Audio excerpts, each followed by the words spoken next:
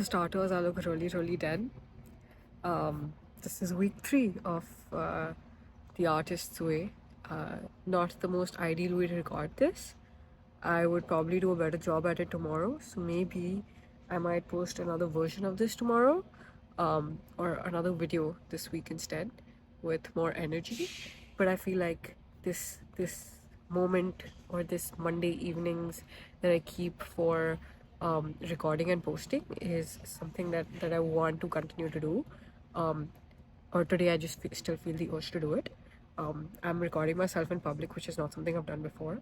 I do not have my mic on me, so I'm really just gonna hope that my AirPods are good enough. I've barely had any sleep. I've slept for 4 hours. It's 6:41 p.m. Today's chapter is recovering a sense of power. This is probably not the best way that I wanted to do week 3, but I still want to do week 3. Like I'm either gonna miss it or I'm gonna do it like this. I'm gonna do it like this.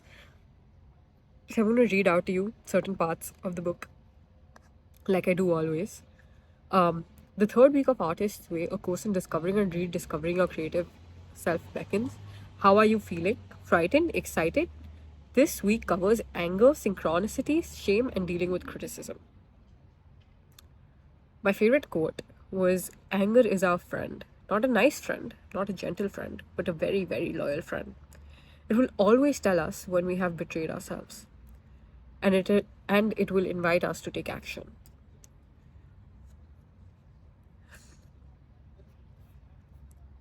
Shame is the next demon to be faced down. When we are paralyzed by anxiety or fear about our creative project, dream, or goal, shame is often behind that. Shame is a controlling device designed to stop us from embarrassing ourselves or other people. Making a piece of art is like telling a family secret. Our curiosities, social, sexual, spiritual, are tied up in the art we make. थोड़ा मैं हिंदी में भी बात करूँगी क्योंकि मेरे बाजू में कुछ लोग आके बैठ गए, तो इसीलिए ये थोड़ा बंद हो गया था मेरा मेरा चित्र छवि जो चल रही है. मैं वापस अंग्रेज़ी में बात करूँगी. पर if we have endured childhood shaming of any kind, we learn to numb out the pain of it, when in reality we ought to be mourning the loss associated with it. In dealing with shame, we become able to put our art into the world again. So, on dealing with criticism, before I actually read that, I'm going to show you a little tattoo I got when I used to feel embarrassed, ashamed, paralyzed by anxiety and fear. And I remember having panic attacks 2 years ago, almost 2 years ago, and I got a tattoo. My parents are miles away in a very different country. They're in India, I'm in the US. It's very far. Like it doesn't seem like it's far because I can call them every day, but it's still far to be able to feel the comfort of your parents around you. So I got a little tattoo of my parents' handwriting. It says "I love you" in my mom and dad's handwriting. It's a reminder that regardless of the situation and regardless of where I am and regardless of anything and everything, they've got my back and they love me no matter what. Even though sometimes it doesn't feel like it because they're not very expressive parents. But that's changed a lot in the past 4 years of learning how to love each other in a nicer sense and to respect our bond in a better way. This video is not going to be very stable, but it's a video. I underestimated how much my hand would pain while recording this. On dealing with criticism. You're dealing with an inner child, so be gentle. Receive the criticism all the way through and get over with it. Jot down notes on what concepts or phrases bother you. Jot down notes on what concepts are useful. Do something nurturing, such as reading a good review or recalling a compliment. Remember that if your work of art was rotten and awful, it is a stepping stone to the next one. Look again at the criticism. Does it remind you of criticism from your past? Admit that it might be triggering grief of an old wound.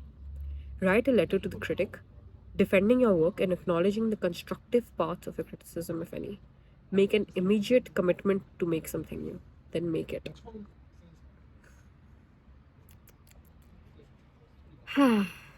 Art brings things to light, it illuminates us.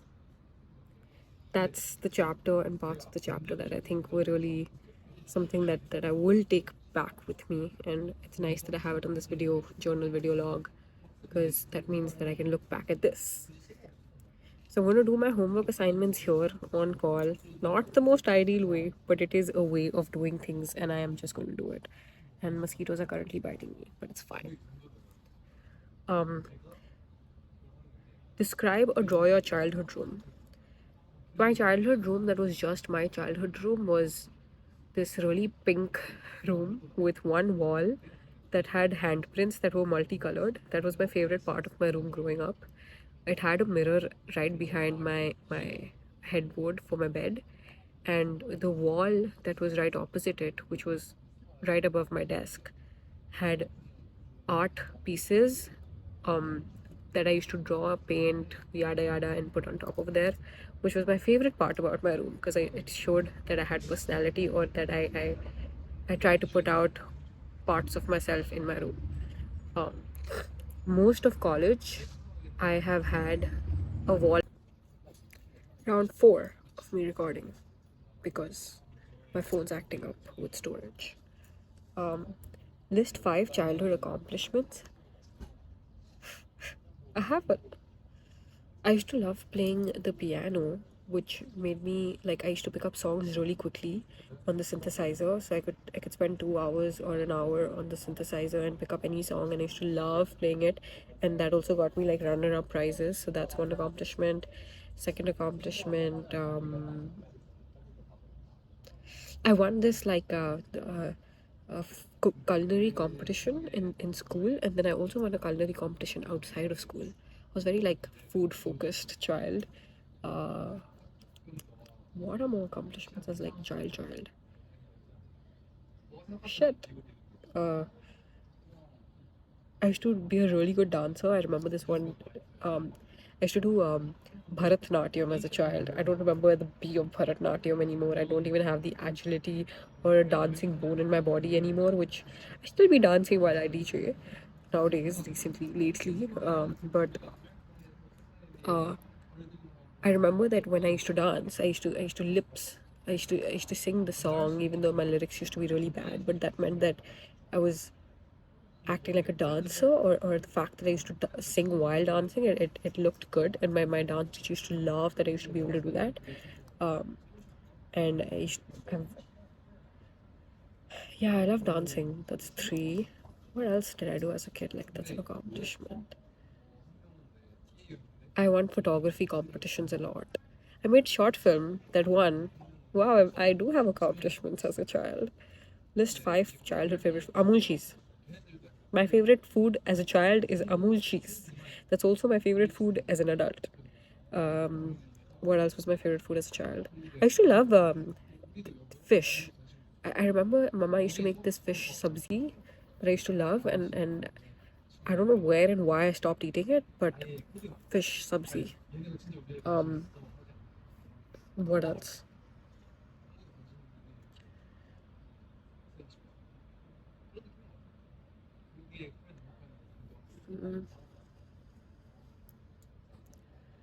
Favorite foods. 3 more. 3 more. I used to love soya bean rice. I love soya bean rice. And I used to love bhindi fry. And I used to love making homemade pizzas, mini pizzas. And these truffle chocolates that my mom used to make, that used to be my favorite. She used to make these coconut chocolate truffle balls that used to be insanely good, and she used to make it for teachers that we used to give it in school. Eat one of them. I really actually want to make Nutella chawal, like soya bean chawal rice. So I'm going to do that ASAP. Habits. List 3 obviously rotten habits. Scrolling on social media.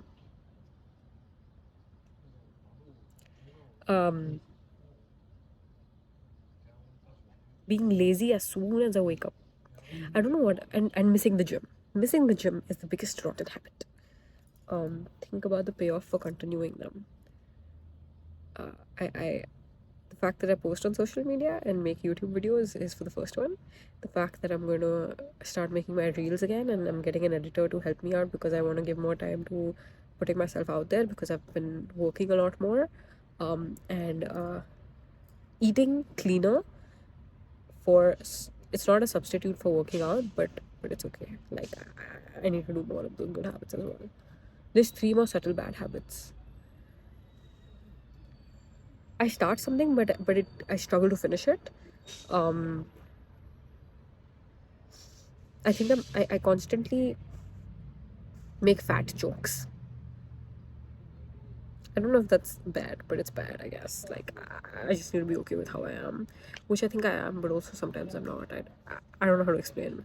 What are more bad habits? When things look bad, I cry a lot to my parents and add stress to them. I think that I need to stop.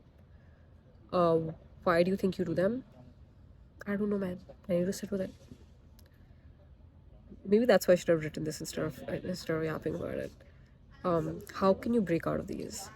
I feel like I keep trying to break out of them, and then I fall back into patterns. But every time I get back into the pattern as well, it becomes better than it used to be.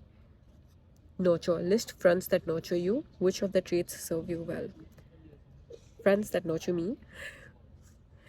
My best friend who's in Seattle, who often nurtures me, but often also bothers the living hell out of me. But he's my home away from home. Eating and traveling with my best friend is probably the number one thing that recharges me and makes me feel like I'm back home. My brother is someone that nurtures me and makes me feel like, oh, I'm alive. Like I need to do better, and I want to be one step better than who I am. There's this friend in Milan that I call a lot, like pretty much every day. She's my childhood friend. We've had too many ups and downs, but I think the fact that she just checks on me and she's there after 21 years of knowing each other is nice to know, I guess. Yeah. Call a friend who treats you like a really good and bright person who can accomplish things. Reaching out for support is integral for your recovery. I feel like lately I've been like calling people in general anyway. I love being in touch with my friends. I love being like chitty chatty, yappy, yapster. Uh, I- I'm a caller. I text, but I'm a huge caller, and I've lately just been talking to people a lot more, staying updated, giving them updates, and I feel like I've also been lifting a lot of people up, which in turn makes me feel like bright, cheery, like I've got my spark back, which is nice. Inner compass. Listen to your inner compass for an hour by doing an artist brain activity. This could double as your artist date. I did Sudoku. So yesterday I went to Vaughn's. Vaughn's is like this bookstore on Puri campus where I bought a few books. Not yesterday, but 2 days back, and Sudoku was one of them. And I've been solving Sudoku on paper instead of doing the New York Times games. List 5 people you admire. Out of those 5 people, 3 people are one of them's dead, and the other two are siblings that are my mentors. Also, in a way, I don't know if they know that yet, but I'm sure they do. I feel like in the last week one also I mentioned all 3 of them in the same place. And for one would be their discipline, for two would be their ability to combine things and to uh, talk to people from all walks of life, and number three would be to be extremely nurturing. And for two more people I admire, one would be putting themselves, I don't want to name, but I know exactly who I'm talking about. One would be to